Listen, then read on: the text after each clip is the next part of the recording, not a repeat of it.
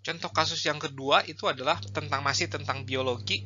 Ya, jadi di sini kita ingin memodelkan ini prey capture rate ya. Jadi tingkat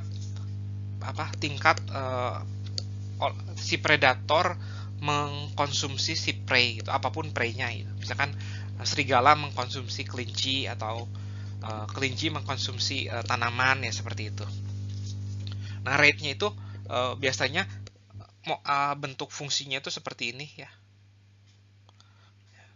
DI itu adalah banyaknya si prey. Jadi kalau prey-nya banyak berarti DI-nya itu makin banyak ya. Nah, YI itu adalah rate of capture-nya ya gitu. Nah, biasanya kalau density-nya sedikit, maka rate of capture-nya juga sedikit ya.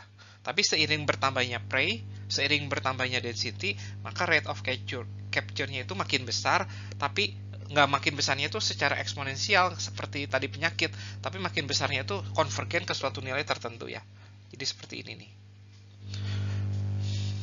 Ya, semoga cukup jelas lah. Jadi semakin banyak density, si prey-nya juga tingkat capture-nya itu semakin besar, tapi nggak naik secara eksponensial, tapi semakin lama makin konvergen ke suatu nilai tertentu lah. Nah, opsi pertama ya lagi-lagi ya kita bisa langsung kita modelkan dengan LM ya. Berarti YI sama dengan beta 0 ditambah beta 1 DI. Ya, ini opsi pertama. Nah, opsi kedua ya kita pakai JLM ya.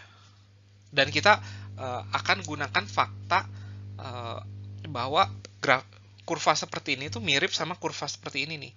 YD sama dengan alpha kali D dibagi H kali D, sorry. Oh, alpha kali D benar. Dikali H plus D ya. Dimana alpha dan H itu adalah seolah-olah kayak parameter dari si kurva ini ya, yang menentukan si kurva ini tuh konvergen kemana, ataupun titik awalnya tuh berapa ya, ataupun peningkatannya tuh seberapa cepat atau apa gitu ya. Jadi si alpha dan H itu seolah-olah jadi parameternya. Nah, jadi opsi kedua kita akan memanfaatkan model ini.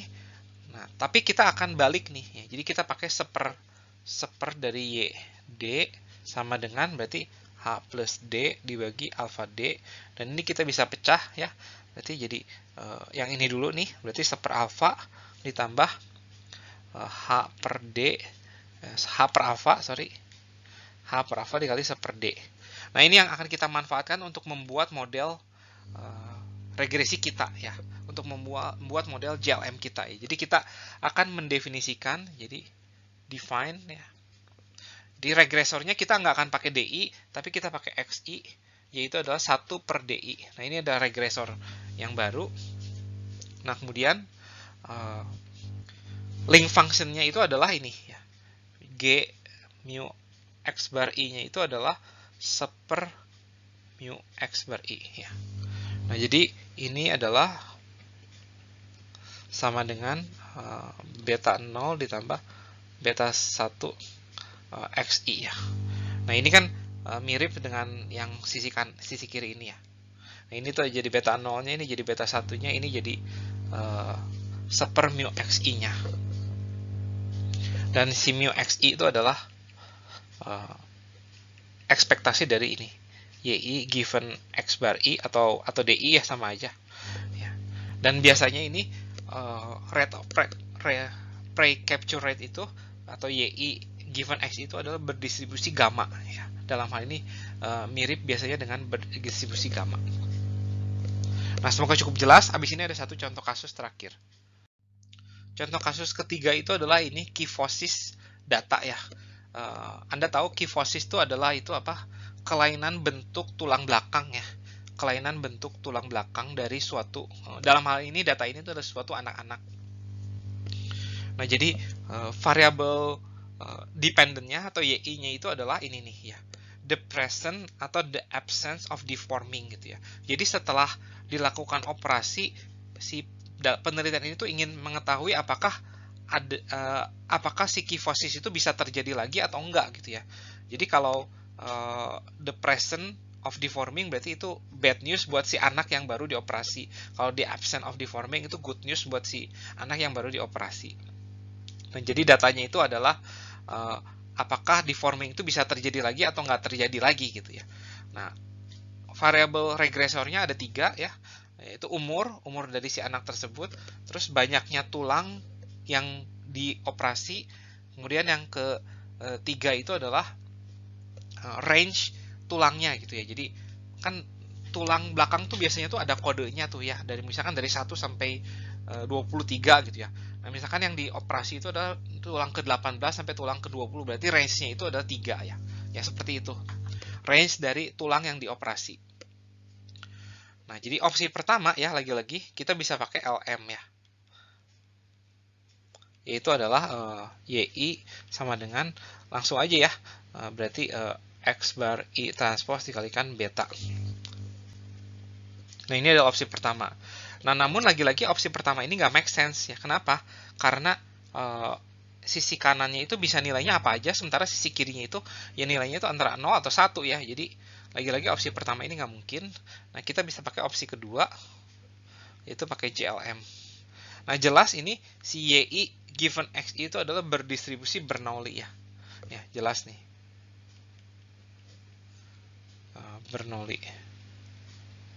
Berarti kita min dari distribusi Bernoulli tersebut ya antara 0 atau 1 ya. Nah, kita bisa cari sebuah link function ya, G, yang bisa mengconvert ini nilai 0 sampai 1 ini supaya kompatibel dengan regresor atau covariatnya. Nah, apakah fungsi tersebut nanti akan kita bahas di kuliah selanjutnya sih ya. Tapi mungkin Anda bisa menebak-nebak ya. Atau biasanya lebih gampang yang seperti ini gitu ya. Jadi membawa ini transpose I beta ya. Jadi kita kayak biasanya suka lebih gampang mencari G inverse daripada mencari G ya. Untuk kasus-kasus tertentu. Nah, ini adalah ketiga contoh kasus yang sudah saya berikan. Semoga cukup jelas motivasi dari mengapa kita menggunakan generalized linear model daripada linear model saja. Ya, karena ya lagi-lagi kita ingin memperumum distribusinya dan kita ingin memperhubung link yang menghubungkan random komponen dengan si covariat. Nah, habis ini kuliah selanjutnya itu adalah tentang exponential distribution. Namun segini saya akan melakukan summary dalam slide terakhir ini. Ya, di sini kita telah belajar bagaimana melakukan generalisasi dari linear model ke JLM. Nah, kemudian selanjutnya kita akan belajar tentang exponential family distribution, dan yang terakhir mungkin nggak akan kita bahas sih di dalam kuliah ini, tapi MLI atau estimasi parameter dalam JLM itu sedikit berbeda dengan LM. Kalau di LM kan karena asumsinya itu adalah normal atau Gaussian, jadi MLI-nya itu sedikit lebih mudah. Tapi kalau di sini karena distribusinya itu nggak tahu apa, tapi berasal dari exponential family distribution, maka MLI-nya sedikit jadi lebih sulit ya. Jadi di sini kita harus menggunakan metode numerik biasanya untuk mencari parameter-parameter yang mau diestimasi.